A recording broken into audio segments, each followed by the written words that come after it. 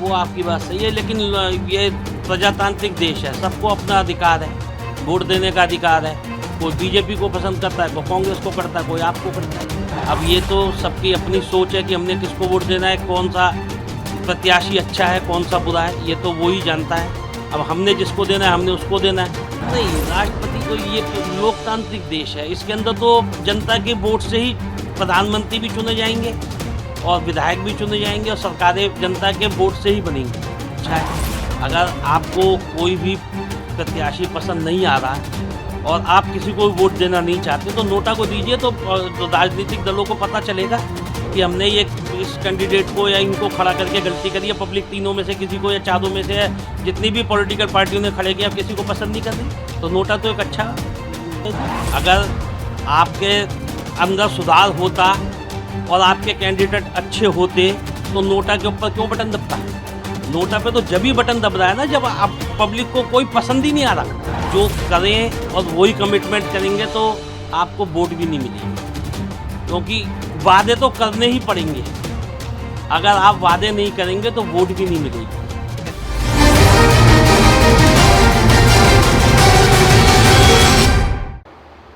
नमस्कार, प्रणाम, सतबहुमत में आपका स्वागत है।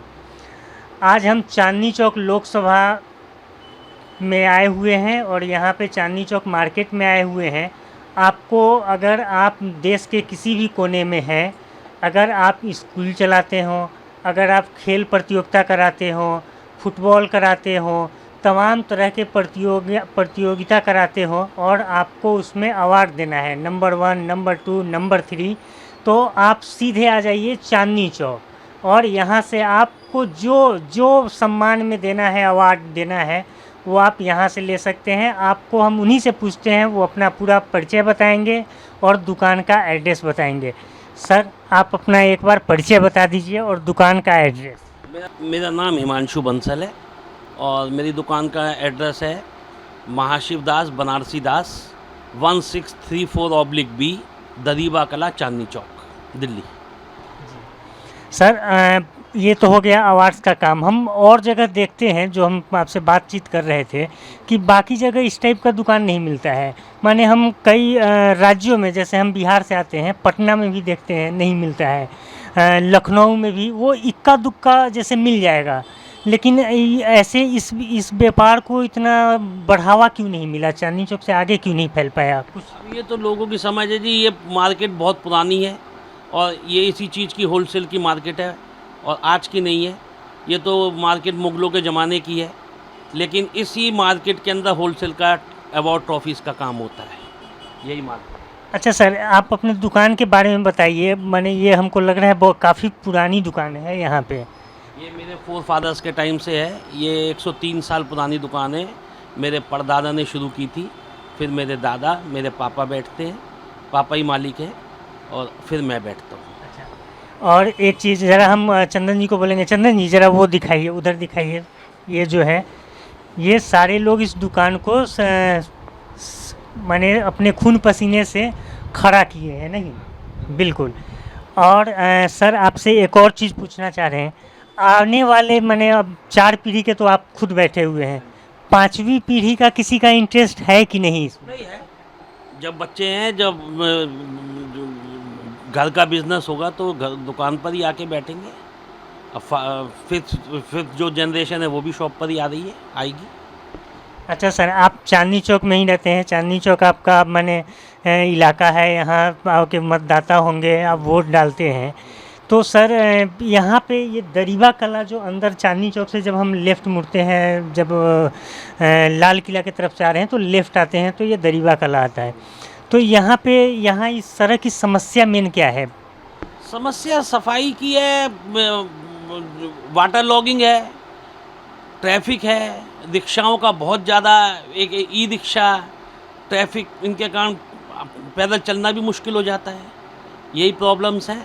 अच्छा, जैसे हम कई दिनों से घूम रहे हैं यहाँ पे चांदनी चौक इलाके में, तो कुछ दुकानदारों का कहना है कि ये जो सामान लेके जो गाड़ी इधर से उधर करती है, इसका कुछ टाइमिंग होना चाहिए। तो ये टाइमिंग तो है, लेकिन टाइमिंग में आते नहीं हैं, बे टाइम आते हैं। अब दिन में लेके आते हैं, यहाँ पे छोटा हाथी, टेम्पो, अब उसके कारण सारी ट्रैफिक जाम हो जाता है, उस पर कोई सुनवाई नहीं है, कोई रोक नहीं है, तो उनका चालान वगैरह नहीं होता कोई है? चालान नहीं, कोई चालान नहीं, जब मर्जी लेके आओ, जब मर्जी ले जाओ। अब ये पुलिस के साथ उनका तालमेल है क्या है ये तो वो जाने, लेकिन कोई यहाँ पे सिस्टमेटिकली कोई काम नहीं है। अच्छा सर, ये एक सत बहुमत एक विचार है, इसमें है कि हमारे देश में जो भी सरकार चुनी जाती है वो सांसद प्रधानमंत्री चुनते हैं और विधायक मुख्यमंत्री चुनते हैं। लेकिन सत बहुमत का एक विचार है कि पब्लिक का जो वोटर हैं, जिस किसी भी पार्टी को पब्लिक का सबसे ज़्यादा बहुमत हो वो सरकार बनाए, बेशक सांसद उनके कम हो ज़्यादा हो, क्योंकि जो हारता है जिस पार्टी का सांसद, लेकिन वोटर तो वो अपने बीजेपी का या कांग्रेस का या आपका मान लीजिए 3 कैंडिडेट हार गए या 4, लेकिन उनको भी जो हारे हुए कैंडिडेट हैं उनके पास भी तो वोट गया आपका, लेकिन वो वैसे वोट बेकार हो जाते हैं। तो क्यों ना पब्लिक के वोट से सही मायने में लोकतंत्र तभी स्थापित होगा जब पब्लिक का योगदान होगा सरकार चुनने में। नहीं, वो आपकी बात सही है, लेकिन ये प्रजातांत्रिक देश है, सबको अपना अधिकार है, वोट देने का अधिकार है। कोई बीजेपी को पसंद करता है, कोई कांग्रेस को करता है, कोई आपको करता है। अब ये तो सबकी अपनी सोच है कि हमने किसको वोट देना है, कौन सा प्रत्याशी अच्छा है, कौन सा बुरा है, ये तो वो ही जानता है। अब हमने जिसको देना है हमने उसको देना है, तो किसी की सोच के ऊपर तो हम कोई अंकुश नहीं लग सकता। नहीं, वो बात सही है आप जो बोल रहे हैं सोच की, लेकिन जो जैसे हमारे जो सतदेव चौधरी जी हैं सत बहुमत के संस्थापक, उन्होंने क्या किया कि एक आरटीआई लगाए, PMO office, home ministry, supreme court और भारत सरकार, जिसमें पूरा पीएमओ आ जाता है। तो वहाँ से बोले कि आप परिभाषित करो कि बहुमत आखिर है क्या। तो उसमें से कोई जवाब नहीं दिया। राष्ट्रपति भवन से लास्ट में जवाब आया कि ये विवेकाधिकार पे करता है, डिपेंड करता है राष्ट्रपति के। तो लोकतंत्र हम सांसद चुनते हैं वहाँ तक तो लोकतंत्र रहता है, लेकिन उसके बाद वो लोकतंत्र सिर्फ मजाक बना के रखे हैं। विवेकाधिकार का मतलब क्या है? नहीं, अब एकाधिकार, अब किसका एकाधिकार? राष्ट्रपति का विवेकाधिकार, वो तय करेंगे कि कौन पीएम बन सकता है। नहीं, राष्ट्रपति को, ये लोकतांत्रिक देश है, इसके अंदर तो जनता के वोट से ही प्रधानमंत्री भी चुने जाएंगे और विधायक भी चुने जाएंगे और सरकारें जनता के वोट से ही बनेंगी। अब आप जिसको जो देना है ये तो वो उसका विवेक के ऊपर ही डिपेंड करता है, ना आप उसमें कुछ कर सकते हैं ना मैं उसमें कुछ कर सकता। अच्छा सर, गठबंधन की राजनीति को कैसे देखते हैं? इसका माने जीता जागता हम उदाहरण आपको 2 बता रहे हैं। महाराष्ट्र का खबर में पढ़े ही हैं। महाराष्ट्र एक इकलौता ऐसा राज्य है जहां एक चुनाव हुआ और वहां जितनी पार्टियां चुनाव में भाग ली थी बारी बारी से सब सत्ता में आए और हटे। ये तो वही है जी, आपको जिसको मौका जहाँ मिल रहा है वो उसमें जाके मिल जाता है। ये गठबंधन की राजनीति तो मेरे को खुद को तो पसंद नहीं है। बाकी राजनीतिक दलों की अपनी मजबूरियां हैं, अपने अगर वो मिलते हैं तो वो उनको जहाँ जिसको फ़ायदा मिलता है वो वहाँ चला जाता है। इसमें तो राजनीतिक लोग भी बता पाएंगे, हम तो एक व्यापारी आदमी हैं, हम तो क्या इसमें बताएंगे। लेकिन गठबंधन की राजनीति मुझे पसंद नहीं है। बिल्कुल। अब थोड़ा राजनीति से हट के फिर व्यापार पे आते हैं। सर, ये जीएसटी वगैरह का चक्कर जो है, इसको माने कैसे देखते हैं आप अभी माने पहले बिना जीएसटी का काम करते थे, माने उस समय जो कर का प्रावधान था उसके थ्रू करते थे, अब नया जीएसटी आया, हो सके कुछ सालों के बाद ये बदल के कोई दूसरा आ जाए, लेकिन पहले जो आप काम करते थे टैक्स में और जीएसटी में, दोनों में थोड़ा अंतर बताइएगा कि। नहीं, जीएसटी लागू होने के बाद हमें तो सुकून है, हमें फ़ायदा है। हमें अब इनकम टैक्स के, हमें सेल टैक्स के अब चक्कर नहीं काटने पड़ते। पहले सी फॉर्म इशू कराओ, चक्कर लगते थे, अब वो कहानी ख़त्म हो गई। जीएसटी लगता है तो हमारा रिफ़ंड भी हो जाता है, हमारा सारा माल नंबर 1 से आता है, बिल से जाता है, तो हमारे को रिफ़ंड मिल जाता है। अब उसके अंदर हमें जीएसटी लगने के बाद हमें राहत है। अच्छा सर, आप बोल रहे हैं कि मेरा सब नंबर 1 में हो रहा है, सब ठीक है। पहले भी नंबर 1 में होता था, लेकिन तब भी लोग डरते थे इंस्पेक्टर राज से। नहीं, अब इंस्पेक्टर राज तो ऐसा कुछ नहीं है जी, व्यापारी आराम से काम कर रहा है, हमें तो ऐसी कोई पैसी दिक्कत नहीं है। केजरीवाल की सरकार भी ठीक है, सेंट्रल के अंदर मोदी जी की सरकार भी ठीक है, हमें तो किसी से अभी तक कोई परेशान की ना कहूँ से दोस्ती ना कहूँ से बैर। कोई हमें दिक्कत नहीं है, कोई हमें परेशानी नहीं, ना हमारे पास आज तक कोई जीएसटी वाले आके हमें परेशान करा। बिल बुक हमारी सामने है, परचेज फाइल रखी हुई है, आप स्टॉक चेक कर लो, हमारे को कोई दिक्कत नहीं। अच्छा, लेकिन कुछ व्यापारी कहते हैं कि एक ये बर्डन नहीं बढ़ गया है स्टाफ रखने का, जीएसटी का, ये सब। नहीं, सीए तो पहले भी रखते थे, जब जीएसटी नहीं था, सेल टैक्स था, वैट था, सीए जब भी रखते थे, जब भी सीए ही हमारा सारा काम करते थे, आज भी सीए अकाउंट्स को संभालते हैं, तो जीएसटी लगे, हमारे को तो कोई दिक्कत नहीं है, हमारे को तो फ़ायदा है। अच्छा सर, हमारे यहाँ बेझिझक कोई भी पार्टी हो, चाहे आप हो, माने आप सबसे लेटेस्ट नई पार्टी है जो सक्सेस पाई है, वो इसलिए उसका नाम ले रहे हैं, चाहे 100 साल पुरानी कांग्रेस हो, बीजेपी हो, आरजेडी हो, जेडीयू हो, तमाम देश की जितनी पार्टियां हैं, ये लोग अपराधी प्रवृत्ति के कैंडिडेट को क्यों ज़्यादा प्रोत्साहन देते हैं और चुनते हैं? इसका जवाब तो भाई साहब आपको पार्टियां ही दे पाएंगी। मैं तो व्यापारी हूँ, मैं तो नहीं दे सकता, मुझे तो कोई फ़ायदा नहीं है अपराधियों से दोस्ती करके। मैं तो अपना एक सिंपल एक अपना बिजनेस चलाता हूँ। बाकी इसका जो जवाब है वो आपको राजनीतिक पार्टियां ज़्यादा अच्छा दे सकती हैं कि जी उनको क्या फ़ायदा है उनको टिकट देके, मुझे तो कोई फ़ायदा नहीं है। हम वोटरों को माने कहीं दुविधा में तो नहीं डाल देते हैं, दहशत से भी वोट लेना चाहते हैं, या उनका वहाँ उस इलाके में वो खूब काम करते हैं? हम तो शहर में रहते हैं, तो यहाँ पे तो ऐसे आपराधिक प्रवृत्ति के लोगों को इतनी टिकट नहीं मिलती। अब दूसरी स्टेटों के अंदर क्या है, वहाँ पे माहौल गांव का होता है, कैसे डरा के वोट लेनी है, ये तो वो वहाँ पे जानते होंगे। फिलहाल यहाँ पे तो ऐसा कोई आपराधिक प्रवृत्ति का जो सज्जन वोटर हैं उनको इन सब चीज़ों से कोई मतलब नहीं रहता है। जी, अब जिसको जो पसंद है उसको वोट दे। अच्छा सर, नोटा जो हमारे यहाँ है उसको आप कैसे देखते हैं? नोटा को भी अच्छा खासा वोट मिला, मध्य प्रदेश में 5 लाख के करीब वोट मिला, तो उसको कैसे देखते हैं? नोटा ठीक है, अच्छा है। अगर आपको कोई भी प्रत्याशी पसंद नहीं आ रहा और आप किसी को वोट देना नहीं चाहते तो नोटा को दीजिए, तो राजनीतिक दलों को पता चलेगा कि हमने ये इस कैंडिडेट को या इनको खड़ा करके गलती करी है। पब्लिक तीनों में से किसी को या चारों में से जितनी भी पॉलिटिकल पार्टियों ने खड़े किया किसी को पसंद नहीं कर दी, तो नोटा तो एक अच्छा बटन लगाया। लेकिन सर नोटा अच्छा लगा, लेकिन नोटा पे न सरकार तत्पर है न जो नोटा को वोट देने वाले हैं वो। चूँकि हम 2-3 बार से उसको ट्राई कर चुके हैं और टोटल नोटा का 50 या 60 बार चुनाव हो चुका है जिसमें नोटा का इस्तेमाल हुआ है, और अच्छा खासा भी वोट पड़ा है, क्योंकि कई बार कैंडिडेट 2000 के वोट से हार जीत का फैसला होता है और उतना वोट नोटा पे पड़ा होता है, तो समीकरण तो ज़रूर बिगाड़ देता है।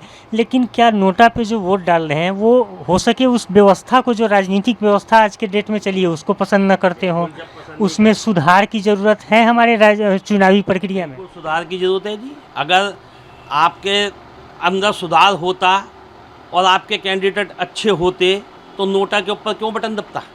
नोटा पे तो जब भी बटन दब रहा है ना जब अब पब्लिक को कोई पसंद ही नहीं आ रहा, जब भी तो नोटा पे। नहीं तो नोटा पे मैं किसी को चुनने जा रहा हूँ, मैं देख रहा हूँ कि हाँ जी ये सज्जन आदमी खड़ा हुआ है, ये हमारे एरिया के लिए काम करेगा, ये नहीं करेगा, तो हम चुन के वोट देंगे ना। अब जो सारे खड़े हुए हैं सारे ही पब्लिक को पसंद नहीं आ रहे, जब भी नोटा दबता है, तो इसके लिए राजनीतिक दलों को आपस में चर्चा करके कोई बिल्कुल इसमें है कि माने हम लोग सरकार की, प्रशासन की तो बात करते हैं, आज वो दौर आ गया है कि राजनीतिक दलों को अपने अंदर भी कुछ सुधार करने की ज़रूरत आन पड़ी है। ज़रूरत है, बिल्कुल ज़रूरत है। इस बारे में तो सारे दलों को बैठ के चर्चा करनी चाहिए और इसका समाधान निकालना चाहिए। अब लास्ट में आपसे एक सवाल पूछ रहे हैं। सत्य बहुमत जिसका सोच है कि पब्लिक को तवज्जो देना चाहिए, क्योंकि पब्लिक ही सरकार बनाती है, और सरकार तो वादा तो ढेर सारा कर देती है, कोई भी सरकार न वो अपने पॉकेट देखते हैं कि हमारा टैक्स से क्या इनकम है, मुंह में जो आया बोल दिए। तो उन लोगों को इन सब चीज़ों से बचना चाहिए कि जो संभव हो वही चीज़ कमिटमेंट करें। वो संभव नहीं है जी। आप जो करें और वही कमिटमेंट करेंगे तो आपको वोट भी नहीं मिलेगी, क्योंकि वादे तो करने ही पड़ेंगे। अगर आप वादे नहीं करेंगे तो वोट भी नहीं मिलेगी। जैसे 15 लाख जुमला था। अब वो जुमला था या क्या था, अब ये तो जो है बीजेपी बता पाएगी। लेकिन वादे तो हर एक राजनीतिक दल करता ही करता है, चाहे उसे धरातल पर उतारे या ना उतारे। लेकिन कोशिश करनी चाहिए कि अगर आप जो वादे कर रहे हैं पब्लिक को, उसके ऊपर आपको खरा उतरना चाहिए, तभी आप नेक्स्ट टाइम उनके सामने जाएंगे। अगर जो है आपकी राजनीति लॉन्ग टर्म चलनी है तो आपको जो है जो वादे आप करें वो करने चाहिए। नहीं करेंगे तो भी पब्लिक देखती है, सब देखती है, इस बार देगी, अगली बार नहीं देगी। बिल्कुल। एक और चीज़, पहले था कि जो समाज सेवा ज़्यादा करते थे वही घूम फिर के राजनीतिक में आते थे, लेकिन आज राजनीति एकदम प्रोफेशनल हो गया है कि अगर आप राजनीति कर रहे हैं तो समाज सेवा से मतलब नहीं है। 9-5 में रहें तो आप तरक्की करेंगे, समाज सेवा करेंगे तो आपको एक निम्न तबके का कार्यकर्ता तक ही सीमित रहेंगे। तो ये सब चीज़ भी बदलना चाहिए हमारे समाज में। नहीं, बदलना तो चाहिए। मैं तो आपसे कह ही रहा हूँ कि एक अच्छे इंसान जो आपके एरिए में को सुंदर बनाए, आपकी आवाज़ सुने, आपके किसी परेशानी में रात को खड़ा हो, ऐसे आदमी को तो खड़ा करना ही चाहिए। लेकिन आजकल तो पैसे का दौर है, जिसके पास जितना पैसा लगाने को है टिकट उसको मिलता है, जितना पार्टी को फंड देने को है टिकट उसको मिलता है। तो अच्छे लोग तो पीछे ही रह जाते हैं। अच्छे लोग कहाँ हैं आजकल राजनीति में आगे आते हैं। आपको बहुत समय लिए एक सवाल हम और पूछ रहे हैं। चुनावी पार्टियां जितनी राजनीति में भाग लेती हैं, वो जब जब उनको लेना होता है बॉन्ड माने चंदा, तो चंदा जग जाहिर नहीं करते हैं। अगर चंदा गुप्त तरीके से लेंगे तो सरकार में आने के बाद जो जिसका चंदा लिए हैं गुप्त तरीके से उनके लिए तो वो काम करेंगे। तो करप्शन का जड़ वहीं से शुरू होता है। तो क्यों न पॉलिटिकल पार्टियां अपने में नैतिकता के आधार पे अपने चंदा को डिस्क्लोज माने लोगों को बताए। ये तो देखिए जी, राजनीतिक पार्टियों का उत्तरदायी है ये, इसके उत्तरदायी तो राजनीतिक पार्टियाँ, इसका जवाब वो ही दे सकती हैं। जो चंदा ले रहा है वो जो है ओपन करे, उसको नेट पे डाले, सारी पब्लिक देखे, दुनिया देखे। लेकिन अब आजकल तो जो है दूसरी तरफ से चंदे आ जाते हैं। लेकिन अगर आप एक अच्छी राजनीति चाहते हैं तो अच्छे लोगों को आगे आना पड़ेगा। बिल्कुल।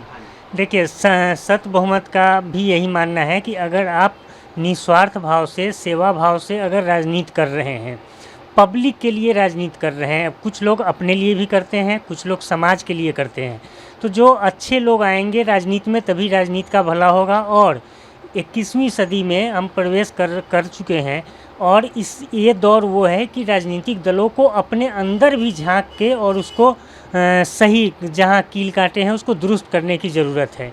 ये वीडियो कैसा लगा इसको शेयर कीजिए, सब्सक्राइब कीजिए, फॉरवर्ड कीजिए और हमारा मनोबल बढ़ाते रहिए। हम इसी तरीके से आपको लोगों से बातचीत करते रहेंगे और बताते रहेंगे। नमस्कार, प्रणाम, धन्यवाद। वो आपकी बात सही है, लेकिन ये प्रजातांत्रिक देश है, सबको अपना अधिकार है, वोट देने का अधिकार है। कोई बीजेपी को पसंद करता है, कोई कांग्रेस को करता है, कोई आपको करता है। अब ये तो सबकी अपनी सोच है कि हमने किसको वोट देना है, कौन सा प्रत्याशी अच्छा है, कौन सा बुरा है, ये तो वो ही जानता है। अब हमने जिसको देना है हमने उसको देना है। नहीं, राष्ट्रपति तो ये लोकतांत्रिक देश है, इसके अंदर तो जनता के वोट से ही प्रधानमंत्री भी चुने जाएंगे और विधायक भी चुने जाएंगे और सरकारें जनता के वोट से ही बनेंगी। अच्छा है, अगर आपको कोई भी प्रत्याशी पसंद नहीं आ रहा है और आप किसी को वोट देना नहीं चाहते तो नोटा को दीजिए, तो राजनीतिक दलों को पता चलेगा कि हमने ये इस कैंडिडेट को या इनको खड़ा करके गलती करी है। पब्लिक तीनों में से किसी को या चारों में से जितनी भी पॉलिटिकल पार्टियों ने खड़े किया किसी को पसंद नहीं कर रही, तो नोटा तो एक अच्छा, अगर आपके अंदर सुधार होता और आपके कैंडिडेट अच्छे होते तो नोटा के ऊपर क्यों बटन दबता है? नोटा पे तो जब ही बटन दब रहा है ना जब आप पब्लिक को कोई पसंद ही नहीं आ रहा। जो करें और वही कमिटमेंट करेंगे तो आपको वोट भी नहीं मिलेगी, क्योंकि वादे तो करने ही पड़ेंगे। अगर आप वादे नहीं करेंगे तो वोट भी नहीं मिलेगी।